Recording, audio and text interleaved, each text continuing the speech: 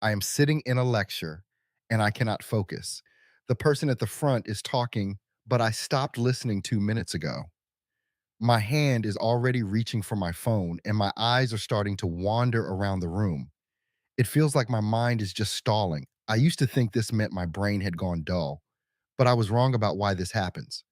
But boredom is stranger than simple dullness. I used to have this idea that when we are bored, our brain is just switched off.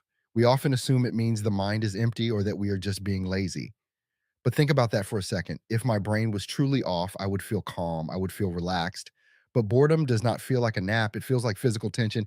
It is an itch I cannot scratch. Modern research describes it as an aversive experience. It is a frustrating state where you want to be engaged, but you are unable to find anything satisfying to lock onto. It is a mismatch. This is the betrayal of the bored mind.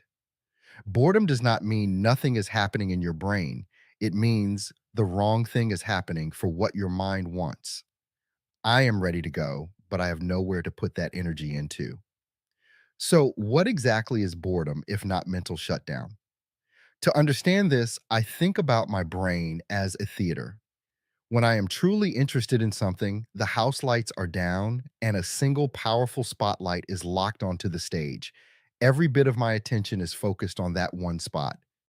But boredom happens when I sit down in that theater ready for a show and the movie on the screen is failing to hold me. I want to be entertained and I have the mental energy to watch something great, but I cannot find a way to connect with what is in front of me. This is why boredom feels frustrated and itchy rather than peaceful. It is not a lack of energy, it is a mismatch between my desire to be engaged and my inability to find anything satisfying to lock onto.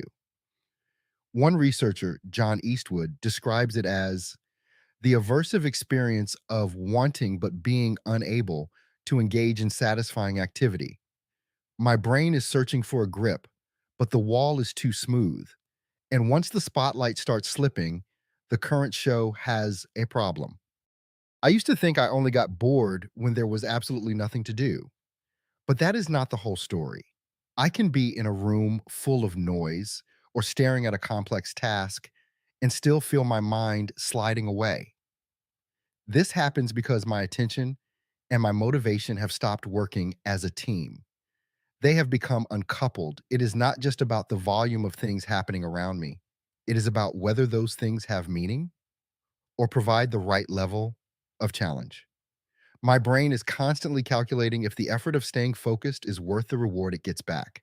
If the show on stage feels pointless or repetitive, my brain stops believing in it. The spotlight is not just dimming, it is actively moving because it is searching for a better reason to stay awake. So, where does attention go when the stage loses it? I find that when the world outside stops giving me something to hold on to, my brain starts looking inward. This is the first layer of what is happening. My attention shifts toward what we call internally directed cognition. This is not just a quiet moment, it is a shift in where my brain puts its energy. I am starting to generate my own content. I begin replaying old memories, or I start simulating conversations that have not even happened yet. I am essentially doing a bit of mental time travel. I am not just drifting. I am actively building a world inside my head because the one I am sitting in feels empty. This is where mind wandering lives. It is a mix of autobiographical thinking and self generated thoughts that keep the brain busy when the external task fails. Here is the thing, I find it remarkable that the brain has this organized way of talking to itself.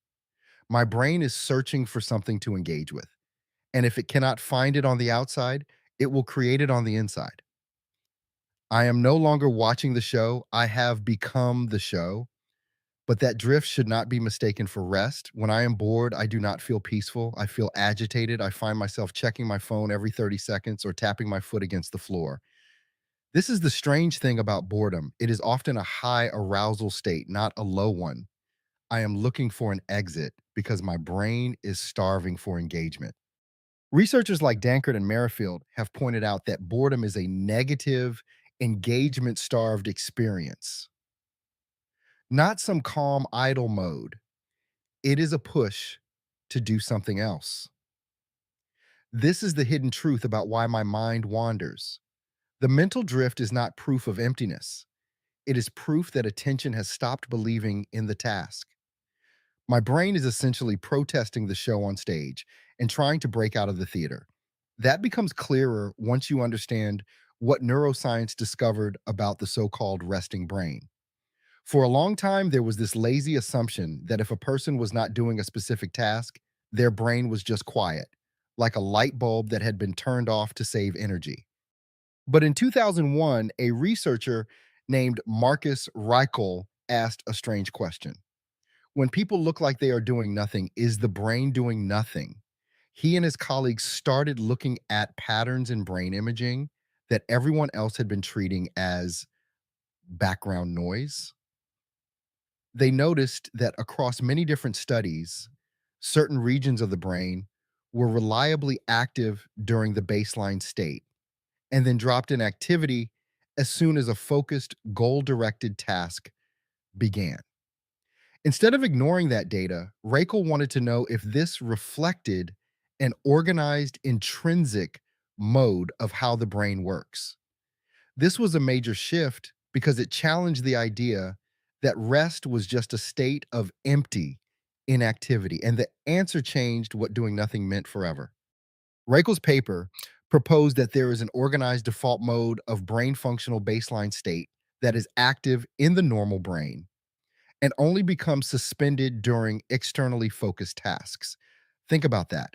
The result showed that the resting brain is metabolically busy, not switched off. This discovery changed the meaning of rest in neuroscience because it proved the brain already has a mode of its own. It killed the lazy assumption that an unengaged brain is an empty brain. Once the outside task loses its grip, the brain has somewhere else to go. Later, researchers like Dankert and Merrifield connected this principle to boredom. This allows us to reframe boredom as a disengagement from the task at hand, not as the disappearance of brain function. The energy is still there. It has just shifted from the stage to the backstage world. But boredom is not identical to that internal mode. It is the feeling that often pushes you toward it. I used to think mind wandering was boredom, but there is a reason they are different. Boredom is the aversive state that comes first. It is that specific, painful feeling of wanting to be in the game, but being locked out. Mind wandering is just one of the common consequences. It is an escape route my brain takes when the current task fails. When I start checking my phone or drifting into a fantasy, I try to fix the mismatch by finding a new source of stimulation or meaning. The scientific literature is very careful about this. Boredom is the failure of engagement itself, not just a synonym for the thoughts that pop up afterward. It is the internal pressure that makes me look for a way out.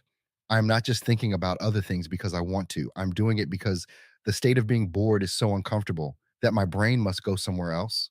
So now the contradiction disappears.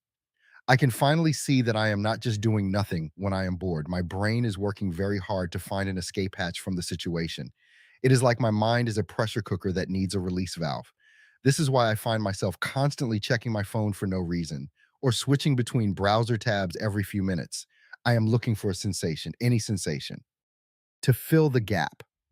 Modern theories describe boredom as a signal that the current way I am using my attention is failing and that I need to change my behavior. And here is the part that really gets the escalation. The more the current world fails to grip you, the more the brain starts building another one. I am not just drifting, I am constructing a whole different reality just to have something to hold on to. It is a desperate, active search for engagement in a moment that feels completely empty. So, what should I take from all of this? I used to think that if I was bored, I just needed to grit my teeth and try harder to focus. I thought it was a failure of my own willpower, but I was wrong. I have come to see that boredom is a vital feedback signal. It is like a gauge on a dashboard, telling me that the way I'm spending my attention is not working. Modern models suggest that boredom is a nudge to change my behavior or reallocate my focus to something else. Instead of just trying to force the spotlight to stay on a show that is failing, I need to look at the challenge or the meaning of the task itself. It is a sign that I need to find a way to truly re engage. This feedback tells me that my current situation is an inadequate use of my mind, and that is information I can use. And that matters because boredom is not as trivial as it looks. I used to think of it as just a temporary annoyance, but this state has real consequences for how we function in everyday life. It affects our vigilance and our ability to stay focused on the world around us. There is a reason why some people feel this itch is more intense than others. Research has shown that a high proneness to boredom is linked to poor sustained attention and more ADHD like symptoms in adults. It is not just about being lazy, it is about a brain that is fundamentally struggling to maintain its grip on the environment. This constant search for an exit can lead to a habit of constant task switching or seeking out risky sensations just to get that missing spark of engagement. Understanding this helps me see that boredom is a deep part of our mental health and how we manage our attention every day. Back to that theater, I am still sitting in that chair. The clock is still ticking and the speaker is still talking, but I do not look at my drifting mind as a failure anymore. I see the spotlight. It has left the stage because it simply stopped trusting the show. The problem was not that the theater went dark, it was that the spotlight stopped trusting the show and started illuminating the backstage worlds of my own mind instead. I am watching the rehearsals of my own memories and the set building of my future. The restlessness I feel is just the energy of that light, searching for something more compelling. My brain is not shutting down, it is just refusing to waste its power on a screen that has nothing to say to it. I have realized that my internal world is often a much more interesting place to be when the external one stops making sense. And that leaves the final correction. I used to think that being bored meant my brain was just shutting down. And I blame myself for not having the willpower to stay focused. But I was wrong about why this happens. It is not a sign of a dull or lazy mind, it is a sign of a mind that is ready for something more meaningful than what is in front of it. Boredom was never your brain turning off, it was your attention losing faith in the show and starting to look for another